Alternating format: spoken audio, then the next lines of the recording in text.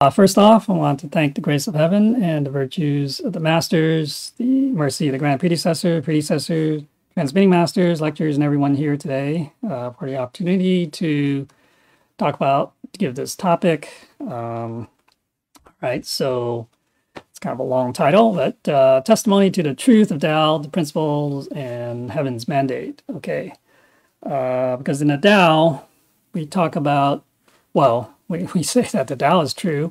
The principles that we talk about are true.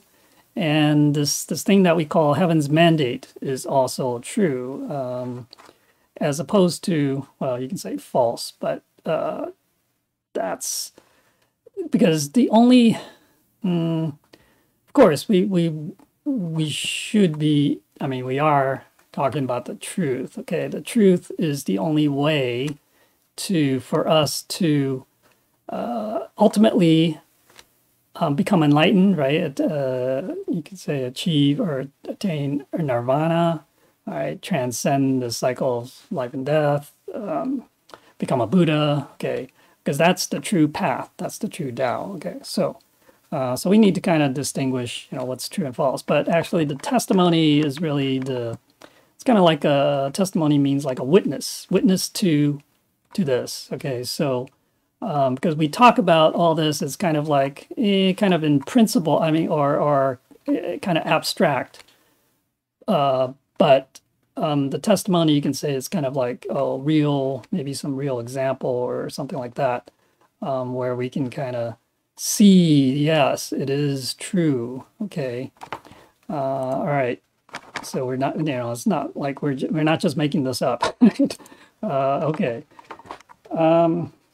So first, yeah, we say this in the Tao. I say 心真一切真，心假一切假. Okay, so when the heart and mind is true, then everything is true. Also, we also say when the heart and mind is false, then everything is false. So the key here, you say, well, it's true and it's also false. The key is the heart and mind. Okay, that can make it true. It can make it false. So it depends on the heart and mind. Now, the heart and mind, what we're typically talking about here is you can say the human heart and mind, right? The conscious mind.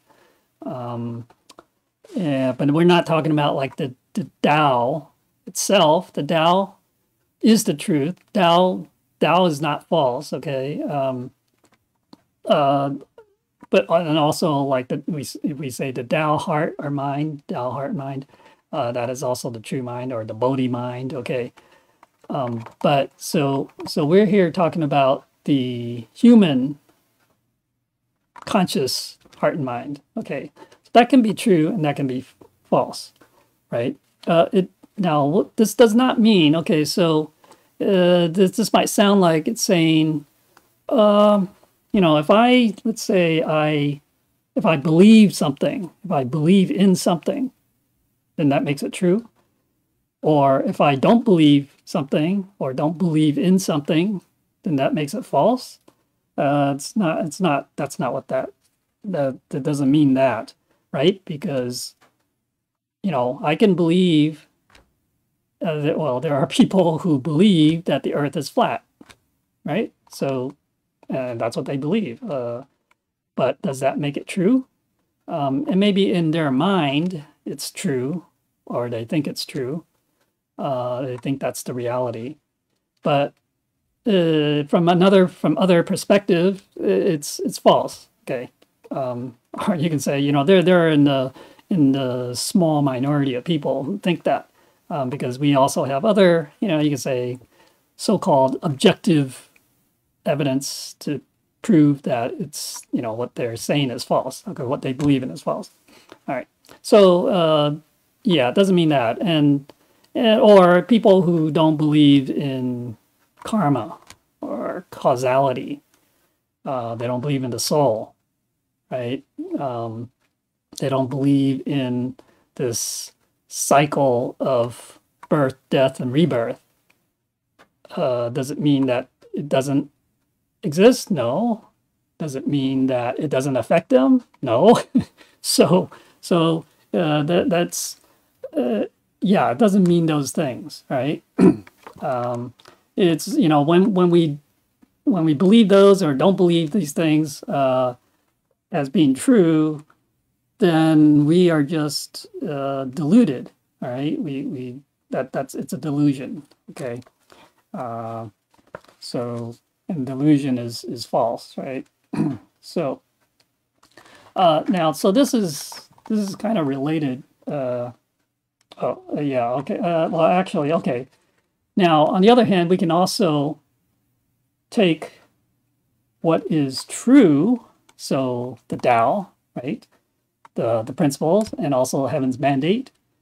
Let's say we have these things, or, you know, we say, oh, I know these things, I am practicing these things, but we can make it false as well. Okay, so we can take something that's true and make it false. How do we do that? So something that's true, okay, we can take the Tao, you know, or the cultivation, the practice, the principles, even the mandate, but if we pervert it, if we corrupt it by using it incorrectly, okay, using it for selfish purposes, you know, that's the same thing. I mean, that's basically corrupting its purpose, then that's making it false. Okay, so we're taking something true and making it false. Although it doesn't change the essence, the underlying essence of the fact that Tao is true. I mean, we're not saying it doesn't make the Tao false. Okay, it's just that. So here we have to distinguish between what is the essence and what is the function or the action. Okay, when there is an action, I mean, the essence, if it's true, then it's always true. But, you know, even though the essence is true, you know, the Tao is more than just the essence, right? There's essence and function. And so when it is applied, when you're using it, you know, through the principles, right, and through the mandate, then that can be misused or misapplied, right, in ways that, you know, according to the person's intention, they can have an evil intention. And so then it becomes false. Okay, so the true and false, or, you know, the relative aspect of true and false occurs on the, you could say, the application side of it, you know, the function after when the function is being applied. Okay, so, but the essence itself doesn't change. Okay, it's true, it's always true. On the other hand, we can also take something that is false and make it true. Okay, so we can take something, well, for example, you know, we say all these forms, like the body, human body, you know, we say it's false because it's not eternal, it's constantly changing, right? It's, right, in Chinese we say 借假修真. Okay, so we borrow the false to cultivate the true. So we can use the false to achieve something that is true. Okay, so in this case, we borrow these false forms, or these false forms, and we ultimately what we achieve is true, which is the Tao. Okay, or, you know, you say becoming a Buddha or whatever. That, you know, the end result is true. Okay, we're starting with something false, but the end result is true. Okay, so it can go both ways, but, you know, ultimately, again, everything is depending on the heart and mind. Okay, so this, you know, the human nature, the human heart and mind is a duality. It can go either way, and so we have to. So it's up to us, right? We decide which way we want to go. We want to go to the way of the false or the way of the true. Okay, you know, the way of the true is the only way to achieve nirvana, to transcend this cycle of birth, death, rebirth, you know, and all the suffering. So So hopefully, yeah, we are wise enough to choose the way of the true, right? So the second thing here is kind of related, is very similar to that. It says, within the true there is falsehood, within the false there is truth. Okay, so this is also, you can say, indicating that things are relative, that is true and false is relative, just like the examples I was talking about, where you can take something that's true and then turn it into something false. You can take something that's false and turn it into something true. Okay, so again, it's related to one's intention, if you will. All right. And so, for example, we have the physical body, which is false, but we also have within the body, you can say, right, the self nature, the true nature, the Buddha nature, the essence, but that's true. Okay. Now, of course, in reality, that essence, that true nature, the Buddha nature, is not just in the body. All right, but then there's also the false that's within the true. So this physical reality that we're in, this universe, is false in the sense that it's not eternal and it's constantly changing. Okay, but it is actually contained within the true reality, the sunyata, the whole, the emptiness, the absolute, that emptiness, the sunyata. Okay, so it's really, part of the Dharma Dhatu, the Dharma Kaya. Okay, so it's really, yeah, you can say it's the Buddha nature, the essence contains all these forms. Okay, that even the universe, which we consider to be false. Okay, so but we have to understand clearly what is true and what is false. Right? If we can really distinguish between the two and understand, so the idea is not to become attached to the forms. And that's why we do say, or in fact, that's one of the 15 rules and regulations or disciplines, to not be attached to forms, right? Because any kind of form could, even though we can use false forms for the true, but if we become attached to the form, then we lose sight of the essence. Okay, we lose the essence. Okay, we're attached to the form instead of the essence, right? but so if we can understand this difference, and know that yes, there is false, the things that are what we call false, but let's say the forms, but we can use them, right? Use them to cultivate the true, right? Use them to achieve that ultimate truth, okay? So then we can transcend the world, okay? All right. So yeah, we should not be confused by the forms, right? It is only because we believe the forms are true that we have desires, we have attachments, we have craving, then we create karma, and we end up in reincarnation. Okay. So, yeah, let's see. Okay. Okay. So, Rene Descartes, right, is French, I think 17th century mathematician, philosopher. He says, cogito ergo sum, right, as Latin for I think, therefore I am. It's a very famous phrase. So, I mean, that implies that, consciousness, it makes one true or real, okay? But, if that's at the human consciousness level, then that's not true. That's also not true, okay? Because the human consciousness is also kind of, subject to being false, okay? So the only thing that's true, right? We talk about the essence, the Buddha nature, the Buddha mind, the Bodhi mind, and the prajna wisdom that comes from that. everything else is kind of is in the false. But it's not saying that that's bad. It's just that we have to know how to use it and not to be attached to it either. Okay, so that's kind of the key. If we can know how to do that, then we will be able to achieve nirvana just like the Buddha or any of the saints and all the immortals. Okay. Okay, yeah. So yeah, here, this is something from the Bible. Well, it's not really from the Bible.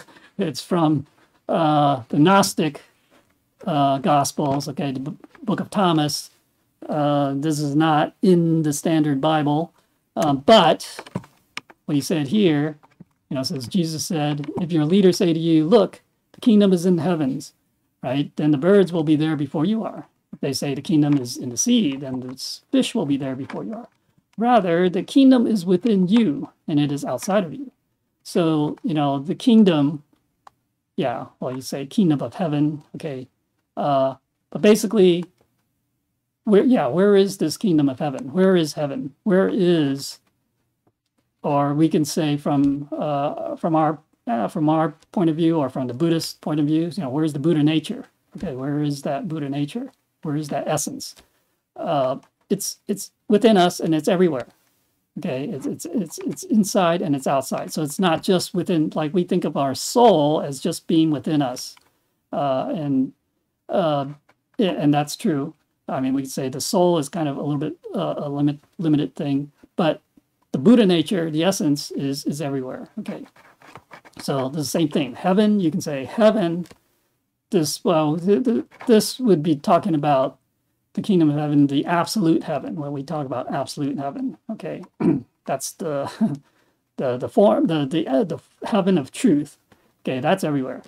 And so it says, Jesus said, "Split wood, I am there. Lift up a rock, you will find me there." So this is, also saying, the ultimate. Yeah, the ultimate truth and reality has no form, and it's not like limited to a certain place. It's not limited by dimension, place, space, or time, right? So anything with a form is temporary and it's not eternal, and it's subject to the cycle of creation and eventual destruction. Okay, so therefore we shouldn't get stuck on or attached to the forms and appearances. All right. So, okay. All right. So Confucius says a Junzi, which is, you can say it's like a noble person. Okay. A virtuous person is in awe of three things. Awe meaning, respect, wonderment, reverence. Okay. So they're in awe of heaven's mandate, right? You can say heaven's mandate is kind of like the heaven's will or authority, a decree, or and also maybe the affinity, like the timing of things, nature, right? They're also in awe of other noble, virtuous people. Okay, other respectable people, and also in all of the words of saints and sages. Okay, now so the noble person follows the natural laws and principles. This is kind of like and heaven's mandate as well. Okay, so someone who is virtuous, they're noble, or they're dreams. They will follow those. The natural law, the natural principles, the true principles, and also heaven's will, mandate, okay? The words of a saint sage, right, they're also based on the natural, those laws and principles, and also heaven's mandate as well, okay? So Confucius, actually, and then Confucius kind of goes on to say that the Shaolin, the small person, or, someone they're not that virtuous, okay, maybe disrespectable, a person does not know or acknowledge heaven's will or mandate and is not in awe of it, right? They disrespect the noble or virtuous person, and they ridicule the words of saints. So, so these are people who are, you could say they're foolish. Okay, these are the ignorant people. And so Confucius is saying, yeah, this is, so clearly the heaven's mandate is very important, okay? And that we should always follow that. You know, that mandate can appear in different forms, of course, whether it's like when we talk about in the Tao, typically, you know, one aspect is the authority, right, that's given to the enlightened masters, and also we have the transmitting masters kind of getting part of that to transmit the Tao. Okay, that's this authority. You can think of it as a will, and also or decree and affinity, such as this period of universal salvation during this white era, where heaven, we think of it maybe as kind of a natural timing of things, but comes from heaven's will to make things happen during this time where, okay, now, yes, this authority, to be able to propagate the Tao openly, and also not just openly around the world, but to be able to bring about the salvation of the three realms as well, the human, also the human realm, and also the underworld, and in the spiritual, the Deva world, the temporary heaven. Okay, so clearly, yeah, this is very important. Now, so the testimony, right? We're talking about testimonies, right? So you can say it's like a confirmation of these things, right? The validity of the enlightened masters and their mission, right? The enlightened masters, they were given the authority from heaven, not man, right? So the patriarchs of the Tao, right? We talk about the lineage of the Tao. I think we talked about this last year, or maybe it was 2 years ago now. I think it was the topic was the Masters of Dao. Okay, so basically the enlightened masters, right? They received this mandate, this authority to propagate the Tao. Okay, this transmission of the Tao within the human world, and they passed it down. Now you say, okay, we say, all right, it's not given. This authority is not given by man. So today, if you look at like let's say in the Catholic Church, right, the Pope is elected, right? He's elected by what is it? The Council of the Cardinals or something, and so, and it goes through a process. So it's just like electing, the president or electing anyone, to office, right? So it's coming from the people, right? They decide. But whereas the enlightened masters, right, in that lineage, so that's why it's a one-to-one, right? So once you have one enlightened master, then they select the next one.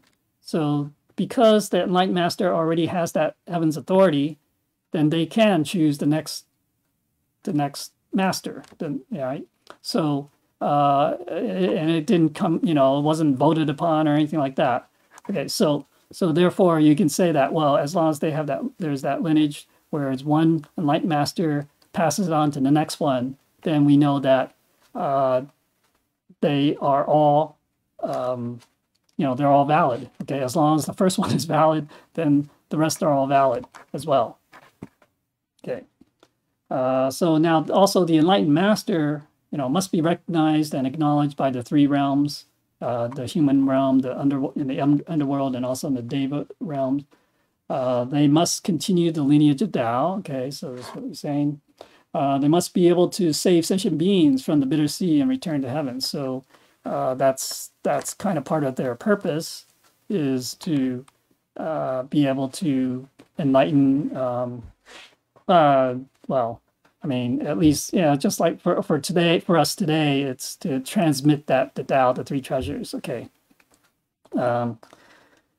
And can directly point, they can directly point to one's heart and mind and enable one to behold one's essence, okay, to see one's essence, behold one's essence, and ultimately to achieve nirvana or Buddhahood, okay.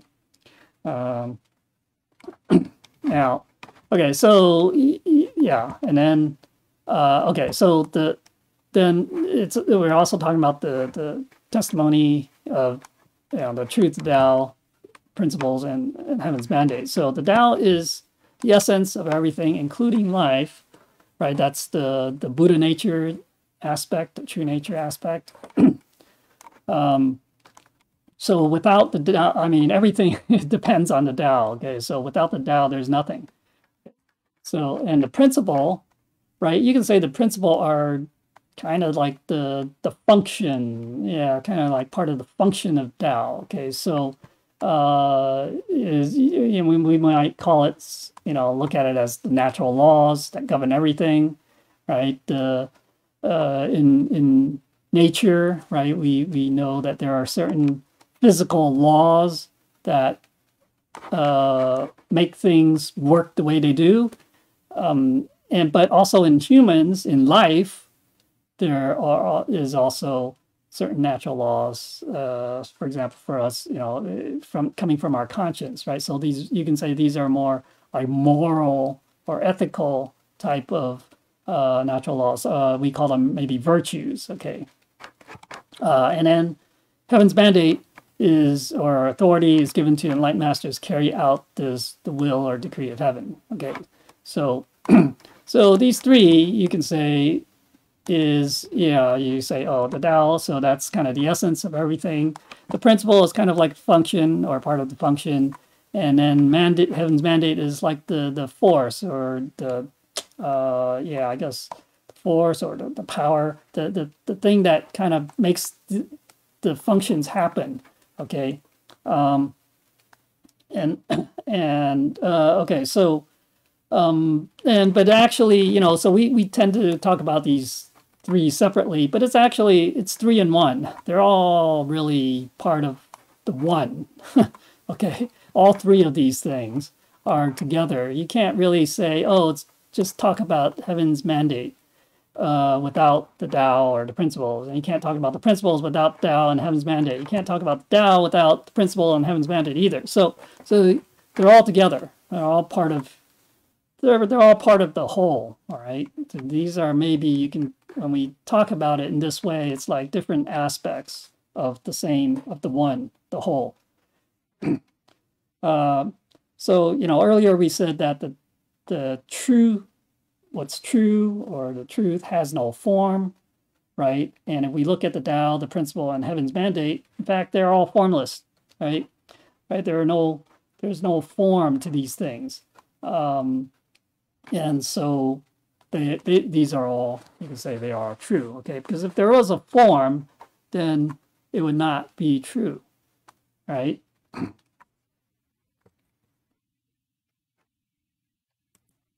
Yeah. Okay. All right, so the Tao is true, right? So allowing for the return to the origin or source or essence, okay? So the enlightened master, holy teacher, right, transmits the instant realization dharma of the three treasures, okay? So these three treasures, right, the heavenly portal, right, points out the intrinsic unrestrained bodhisattva, or, the carefree, unrestrained bodhisattva that's within us, right? So that Buddha nature, that true nature, that is kind of what this is pointing at.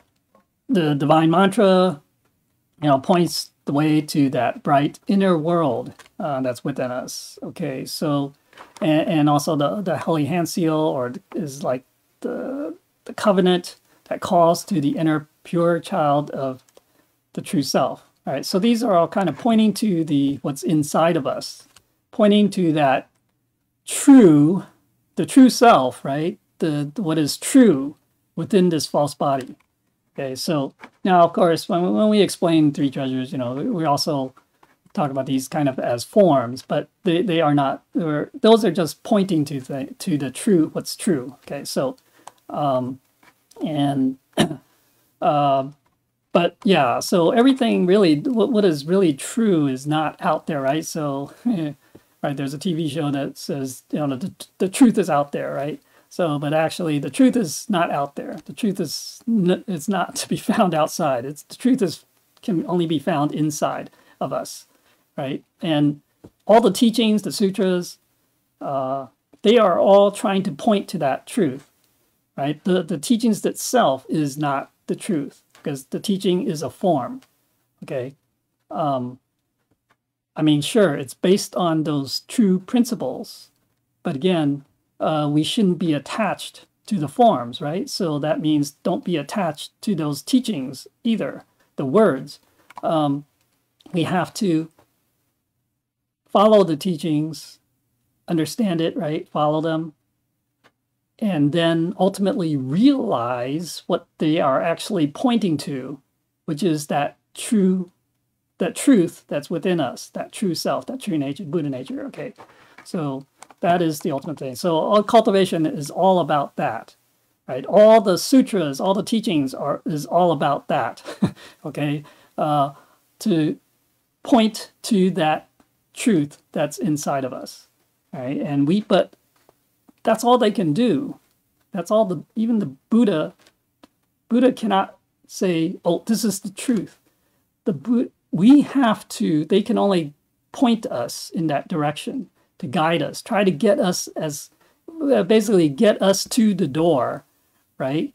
And then we have to walk in the door, go through that door, okay, to realize that truth that's within us. Realize, and that means becoming, you know, enlightened, you know, ultimately to become enlightened, right? Awakened and enlightened. But only we can do that for ourselves, right? No one else can do that for us. No one else can, yeah, I mean, it's impossible, right? So we have to do that ourselves. We have to be able to have that realization, that enlightenment ourselves. Okay. Okay, so the Tao is, it's true, it's also, the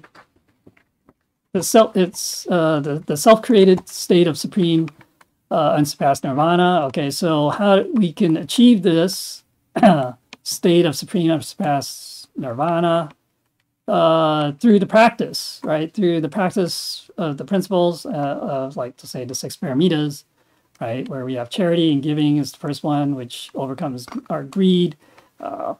Practice the precepts and discipline to overcome, you know, lust, or, you know, you can say other desires. Practice forbearance and patience to overcome our anger, temperament, right? Practice diligence, vigorous effort to overcome our laziness. Practice concentration or samadhi to overcome disorderliness. You know, to focus our mind and to really empty our mind, really, because why is our mind kind of disorderly? It's like it's thinking about this and that. It's got desires, it's got wants, whatever, attachments, all these things. So we have to get rid of all that, and then ultimately also the wisdom of prajna, you know, coming to overcome our ignorance, general ignorance and delusions. Okay, so the practice of the 6 paramitas is a way to achieve that ultimate nirvana. All right,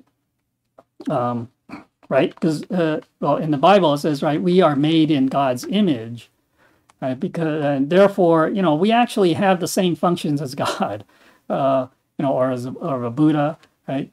But our capabilities are kind of limited because, well, we are limited in time and space, right? We are kind of trapped in this body, kind of. But if we become like a Buddha, if we practice these, the paramitas, we can go beyond, okay, our limitation, the physical limitations, okay?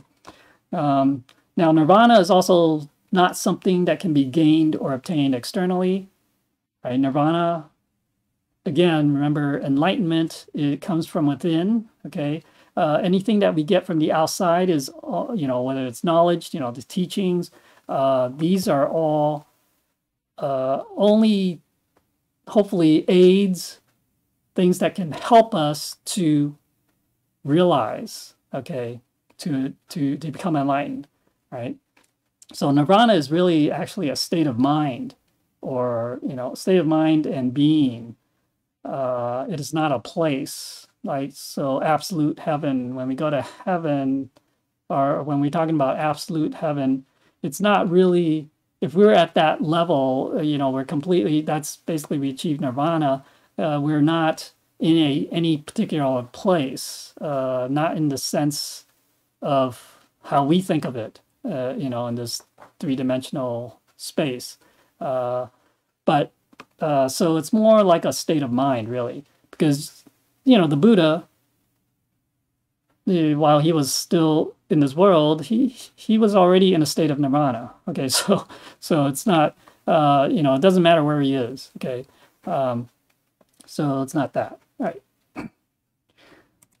Okay, so now the principle is true, right? It's in accordance with heaven's will and meets the needs of people to do these, to integrate the underlying essence of the 5 world religions in a moral sense, morally, right? So, the moral teachings of all the world religions are also the Tao principles. Okay, so so the principles of Tao are underlying all the major religions, right? So because they all originate, you can say, from the Tao. I mean, they are really talking about the Tao, but in different ways, right? So that's why when we're talking about the teachings, right, the principle, we have to get to the principle. If we don't understand the principles and all we know are the teachings are forms, right? They derive from the principles, and therefore the teachings are not the truth. Okay, they are not the actual truth. Okay, so we have to get one step closer, get to the principle, because the teachings, again, this is what I'm saying, that they can be corrupted too, right? Well, the principles can also be corrupted too, but in their application. So, and that's the teachings. So basically, we don't want to get stuck on the forms, on the words, right? Because again, there are limitations to those, right? Okay, so it also it can make real the Bodhisattva's vow, right? In terms of cultivation and practice. So the Bodhisattva's practice is basically those 6 paramitas that we talk about. And yeah, so I mean, the 6 paramitas, right? We've talked about that in the past in detail, so you can kind of go back to that, refer back to that if you want. And then you can establish a pure land on earth in a kind of conceptual sense, based on these principles.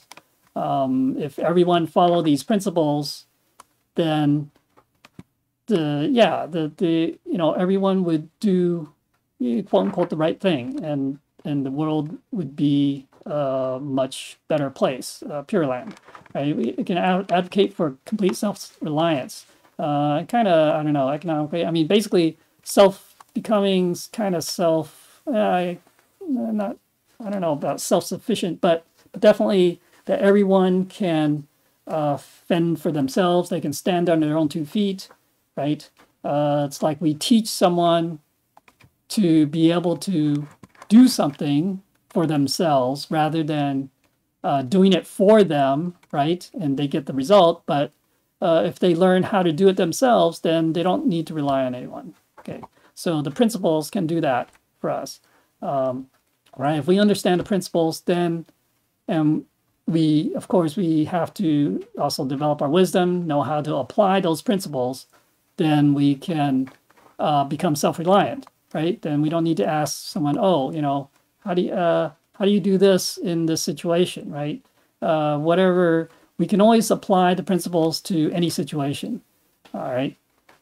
and then ultimately to achieve the world of great harmony. That's the ultimate goal, the purpose, right? We talked about that, the purpose of Dao. All right. Okay, so yeah, so that's kind of what the principles are. The principle is for. Okay, so the principle from Dao. Now, talking about heaven's mandate, right? So heaven's mandate is true, right? It's to spread far and wide and endure over time. Okay, so it's suitable for the needs of society, right? So basically, it's you can say it's adaptable or flexible. Adaptable to according to the situation. So, like in modern society, right? In modern society, I guess this metaphor, I guess, the lotus in water, but it's planted in fire. Basically, we cultivate in this white era. We cultivate and refine ourselves in the world, but we are not contaminated by the world or corrupted by the world. All right. So being in the world, so this is in the Chinese we say 在家修在家修行 something like that. But anyways, basically we cultivate while so it's not like in the past where you kind of become a monk and that's all you do, right? You don't have a career, you don't have anything, you don't have a family, you leave your family, in fact, and you just cultivate on your own. But today that's not practical, right? So in the modern society, we don't do that. We cultivate in everyday life. Okay, so Tao is in everyday life, and so that's how we practice it. That's how we cultivate it. But we have to be careful not to be contaminated, not to be misled or tempted by all the material world, whatever the material world has to offer. Okay, don't become attached to it. Okay, but yet we make use of it, whatever is appropriate to cultivate and refine ourselves, right? So again, it's like borrowing the false to cultivate the true. Right? We're cultivating the true that true self. Okay, but we are borrowing these false forms. Okay, but don't go overboard and try to say, oh yeah, I can live a very luxurious life and cultivate. That's very difficult to do. Okay, because and it's kind of goes against some of the principles, anyways. So now there's no need to give up one's career. Okay, so Tao cultivation is also stable. Basically, we don't have to change our lives that much to cultivate. We can still have a job. We can still be a student or whatever, have family, and we can still be cultivating. So it doesn't really disrupt our lives. So we can, so our life is still kind of stable. And at the same time, what we're doing is, we kind of caring for the secular sentiment and partly cultivating immortality. So it's kind of the two aspects. What do we say? We say, 福慧双修 or whatever. So we're kind of cultivating two sides, or we're dealing with the material, the mundane, taking care of those mundane needs, material needs, but at the same time we can cultivate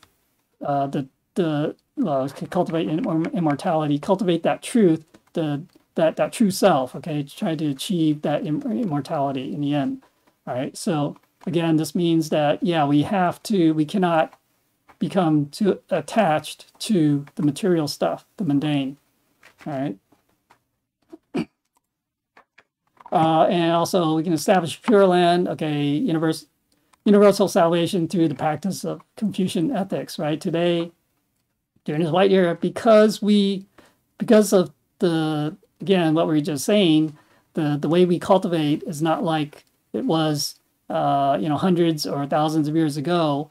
The cultivation is in daily life, and therefore the most appropriate, right, is what Confucius was teaching, right?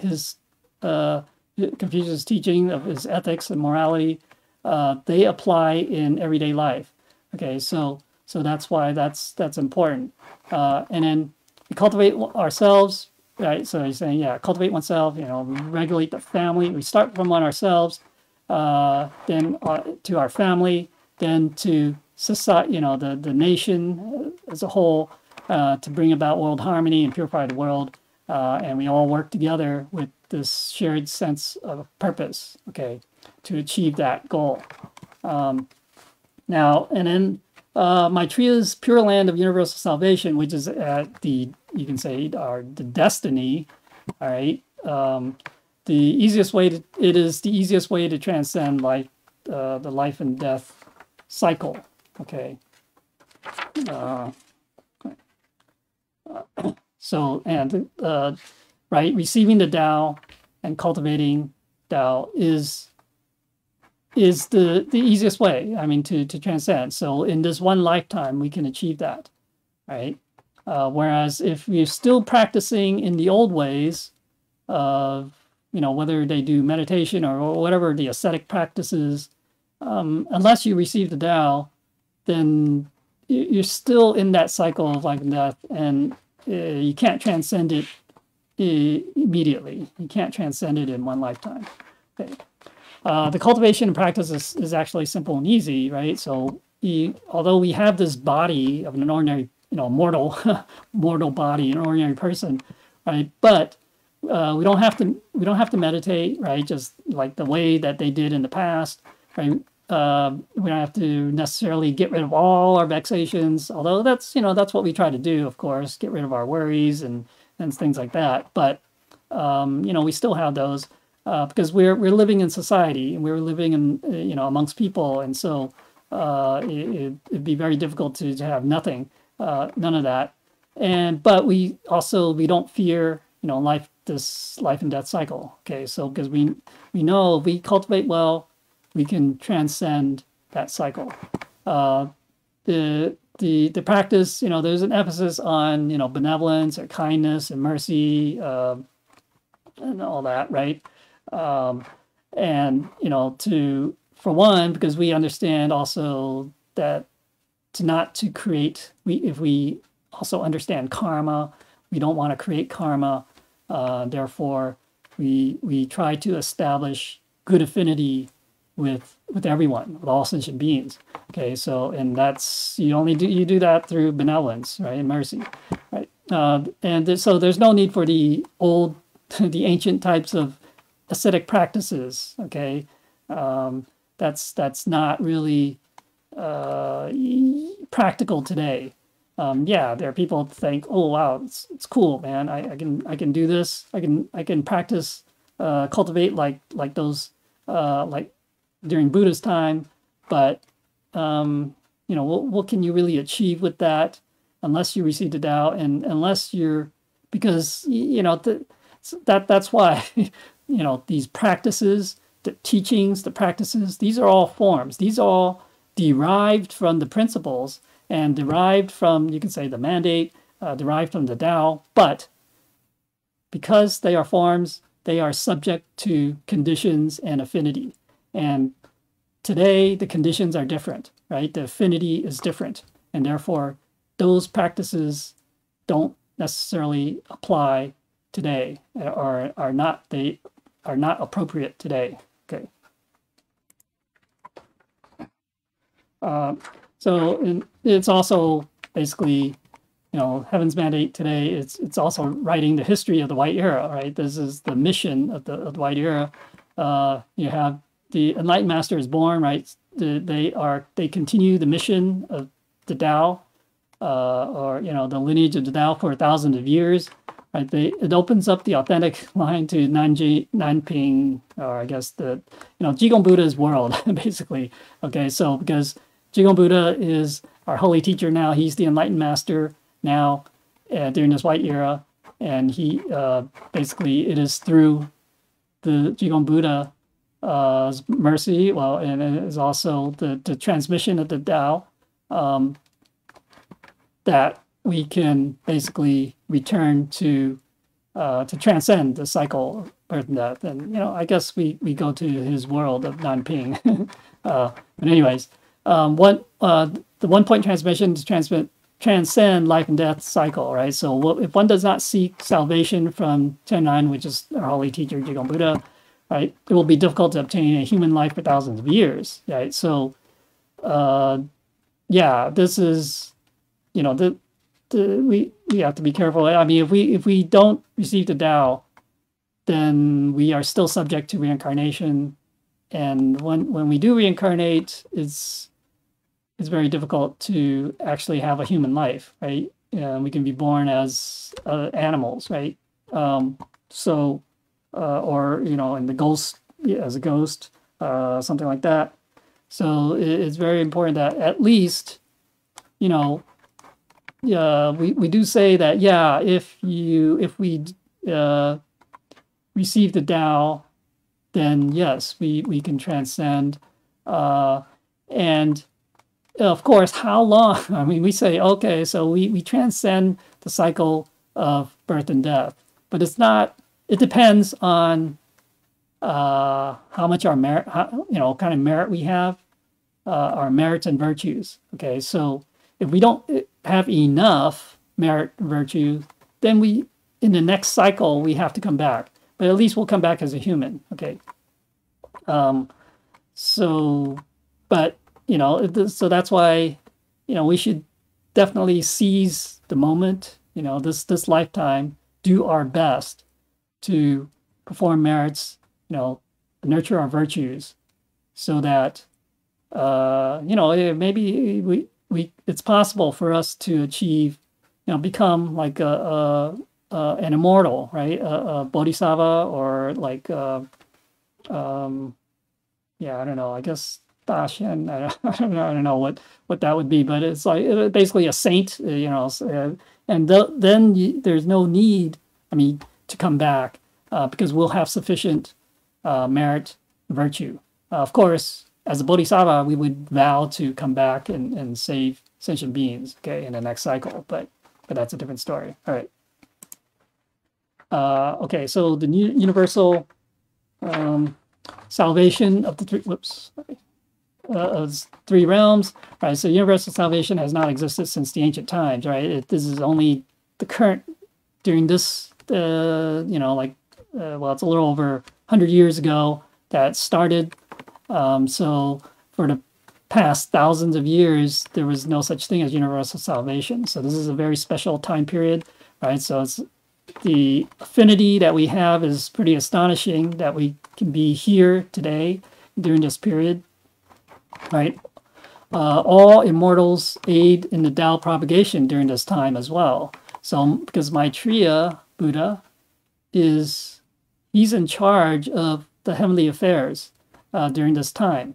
So he's like the big boss, okay, during this time. So he instructs all the deities, all the other Buddhas, our bodhisattvas, right, and saints to help with the Tao propagation, right? Because Maitreya's vow is to establish that pure land on earth.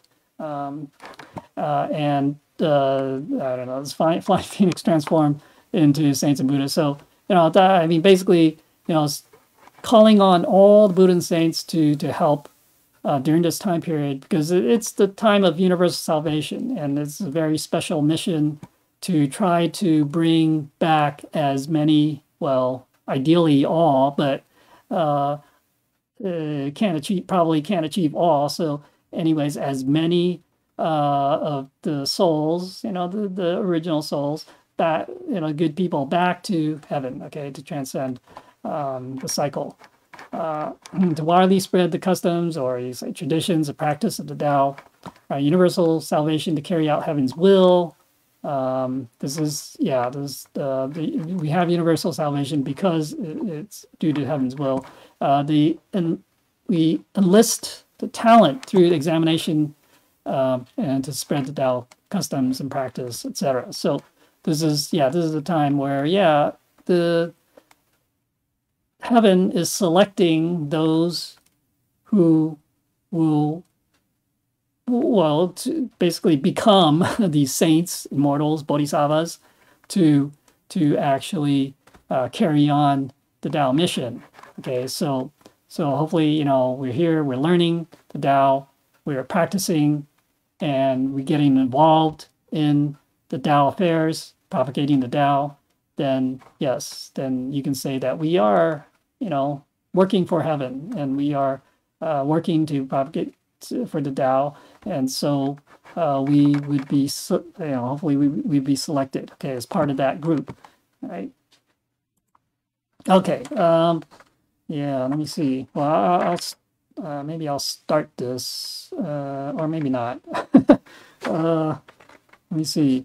Actually, I mean, we talked about this in, I guess, 2 years ago as well, about this pastor who, yeah, I guess he's a Christian, I guess, from a Christian church, I guess, who received a Tao.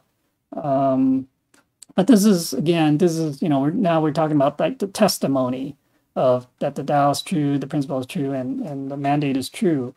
Well, maybe I'll, yeah, get started and cover a couple of slides here before and then we'll continue next week. So there's this pastor. This was in 1996, I guess. I think in, I don't know, maybe in LA, Los Angeles. So this pastor basically had a dream, right? One night, and this angel appeared to him. Now, okay, and then so it says, you know, the angel had oriental features and was holding a fan in his hand. All right, so now, of course, you know, a pastor being of, you know, having a Christian from practice tradition, you know, that's all they know is like, you know, okay, you know, like angels, okay, that's what they're familiar with. They wouldn't recognize a Buddha or anything else. So I would imagine that, well, in this case, it's, you know, Holy Teacher Jigong, living Buddha, who appeared to him, but probably appeared to him as an angel, you know, so that he can kind of identify with that. But he's holding a fan, right? His, you can say, that's his signature, his thing that he has this fan, you know, that he holds. So,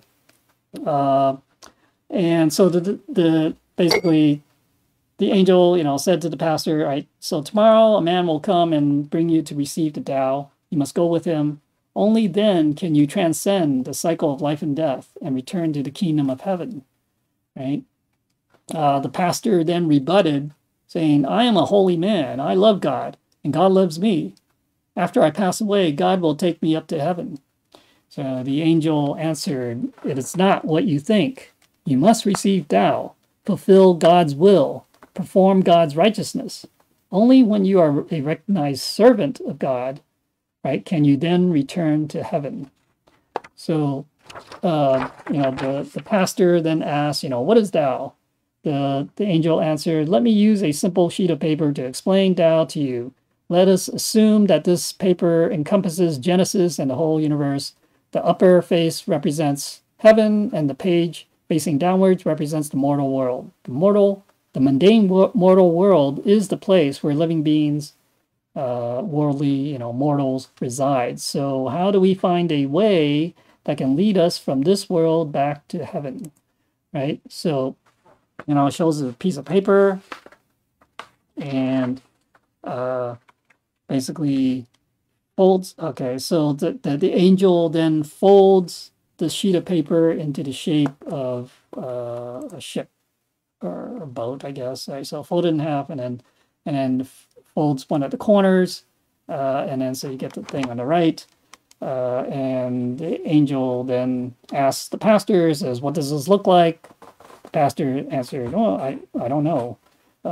So, you know, so angel then continued, right? It's recorded in the Old Testament that Noah was a God-fearing righteous man, right? There was to be a great catastrophe then, right? That's the great flood. And God instructed Noah to build an ark, which is, you know, it's basically this big boat to save you know, sentient beings, right? This shape represents the Noah's Ark, right? So, so today, you know, where do you find that ark? Okay, so that's what he asked. The angel asked the pastor, and the pastor. Oh, okay. So then, the pastor said, "Oh, of course, you find it in the church." And the angel said, "No, not in a church. Basically, this ark is no longer in a church, because if you look at this, so basically the paper it opened up again and kind of refolded like this. Then it sorry. Right. And then folded again, the corner down, and then so what do you get here? So this is basically, so what does this look like? The pastor kind of shook his head and saying, I don't know. The angel then prompted, does this not look like a house? The pastor nodded and said, yes. So it looks like a house. So basically, today's ark is found in the holy houses of common folks' homes. Yeah. So it's not in the churches. It's not in basically these typical, these traditional religious houses of worship anymore. Okay. So this relates back to the mandate, right? The mandate has been, you can say, either missing or it's gone. It's kind of gone. Or it's not valid anymore in these traditional places of worship. Okay, anymore. And so why is it in these common houses, people's homes, right? Basically, whoops, sorry. In Revelation, right, it says, behold, I stand at the door and I knock, right? If any man hear my voice and open the door, I will come into him and will eat with him, basically, and he with me. Okay. So the Ark of Salvation is found in the holy houses of Dao. All right, most of our temples, or these holy houses, are in people's homes. Okay, so so look at the picture from the outside. It looks like just a house, right? Or this is would be for a family temple, but here, even a public temple, doesn't look like a temple on the outside, right? This is in fact. It's right next door to this condominium building, right? This for us, it's just nondescript door here that you enter, and but what's more important is, what's on the inside. Okay, so what's on the inside is that you have this altar, and the statues aren't important either. They don't have to be there. The most important thing in the Tao, in his temple or a holy house, is these 3 lamps. Okay, the 3 lamps, that is what's the most important thing. Okay, so it's not on the outside that's important. Again, it's the inside that's the most important thing. Okay. All right, so then the angel folded the paper another way, right, and asked the pastor again, what does this mean? The pastor then replied, I do not know. The angel then enlightened him. Yeah, so good men live in houses, but evil men also live in houses. So this implies that this is the time of segregation of the good and the evil. Okay, so, right, today, like in the past, maybe you might say, well, those who are really cultivating, they're monks and nuns. Okay, you can say, oh, okay, well, they're that they're cultivating, they're supposedly good. Okay, and the common people, it's not to say that they're all evil, but anyways, back then it was not the time of the judgment. Anyways, correct. All right, so we are now in the time of the judgment. So how do you distinguish the good from the evil? All right, so in the Bible, right, in Matthew, we have. The kingdom of heaven is like unto a man who sowed good seed in his field, but while he and his men slept, his enemy came and sowed tares like weeds, I guess, among the wheat, and went his way. But which the blades were sprung up and brought forth fruit, then appeared the tares, the weed also. So the servants of the household came and said unto him, Sir, did you not sow good seeds in your field? From whence did these weeds come out? Then, he said, oh, an enemy had done this, right? The servant said unto him, do you want us to go and gather them up? The homeowner, he says, no, lest while you gather up the weeds, you also uproot the wheat with them. So let them grow together until the harvest. And in the time of the harvest, I will say to the reapers, gather up first the basically, the tares, which is the weeds, the bad stuff, and bind them in bundles and burn them and gather the wheat into the barn. All right. So this basically, we are in this time period now. So the harvest, right? Remember, we're in the white era, which is the time of the harvest. And so there's going to be the separation of the good and evil. Now, unfortunately, we see it happening, right? Today, the world with the calamities that are happening, the pandemic, okay, potentially whether it's war, regional wars, or whatever, all sorts of things, natural disasters. This is the time of the separation of the good and evil. All right, so those who are cultivating the Tao will not be affected by these, right? Because we say when you're cultivating the Tao, then you can avoid these disasters, calamities, right? So, so that's what's happening today, right? And let's see. Oh, okay. So in Matthew, a little bit further down, he says, he answered and said unto them, he that soweth the good seed is the Son of Man. So whoever, that it could have been, back then, it would have been Jesus, it could have been Buddha, it could have been, but today, you would say it's, you could also, well, okay, yeah. So this is from back then, right? Planting the seeds, right? So remember, we plant the seeds, right? This is that's how we have the affinity to receive the Tao today, is because basically back then we were cultivating, or we were, we believed, we practiced, and could kind of say cultivating it in the religion's practice, okay, before.